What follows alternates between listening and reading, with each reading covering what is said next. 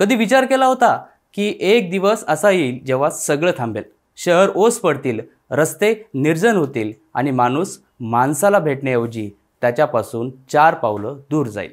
2020 हे वर्ष आपल्यासाठी एक वळण घेऊन आलंय।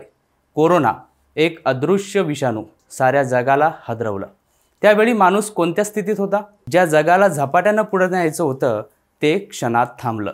जे रस्ते लोकांनी भरलेले असायचे ते अचानक शांत झालेत। कुटुंब एकाच घरात असली तरी अंतर मात्र वाढलं आणि एक गोष्ट स्पष्ट झाली, जीवन अनमोल आहे पण माणुसकी त्याहूनही अधिक। त्या एका घटनेने सगळ्या जगाला एक मोठा धडा दिला। आज त्या घटनेला 5 वर्ष पूर्ण झालीत, मात्र आपण त्या संकटातून नक्की काय शिकलो हेच आपण या व्हिडिओच्या माध्यमातून जाणून घेणार आहोत। नमस्कार, मी सूरज कांबळे आणि तुम्ही पाहताय सत्य पे सत्ता, थोडक्यात पण महत्त्वाचे। सर्वसामान्यांसाठी कोरोना हा एक आजार नव्हता, तर तो एक महाभयंकर संघर्ष होता। प्रवाशांच्या पायाला चाके नव्हती पण घरी पोहोचायचा मात्र निर्धार होता।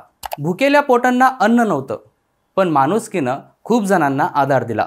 ऑक्सिजनचे बेड मिळत नाही ही भीती होती पण आरोग्य सेवक लढत होते। शाळा बंद होत्या पण शिक्षण मात्र सुरू राहिलं। या संकट काळात नवी आधुनिक जीवनशैली माणसानं आत्मसात केली।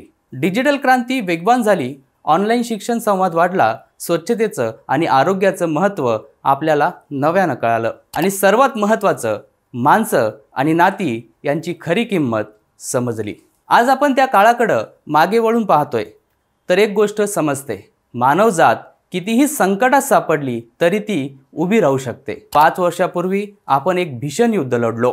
काही जणांनी प्रियजन गमावले तर अनेकांनी स्वतःला नव्याने उभं केलं। काहींनी आपल्या जबाबदाऱ्या पुनर्विचार केला, काहींनी संधी ओळखून नव्या मार्गाने वाटचाल केली। कोरोना हा फक्त आजार नव्हता तर तो एक आरसा होता। त्याने आपल्याला दाखवलं की पैसा, सत्ता, प्रतिष्ठा या गोष्टी संकटासमोर काहीच नाहीत।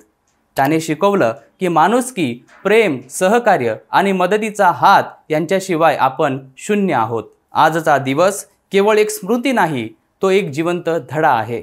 हा संघर्ष आपल्याला पुन्हा कधीही नको, पण त्यातून शिकलेले धडे कायम लक्षात ठेवले पाहिजेत। आपण थांबलो पण ते जिंकण्यासाठी, आपण हरलो पण शिकण्यासाठी आणि आज आपण उभे आहोत आणखीन मजबूत, आणखीन शहाणे आणि अधिक जबाबदारपणे।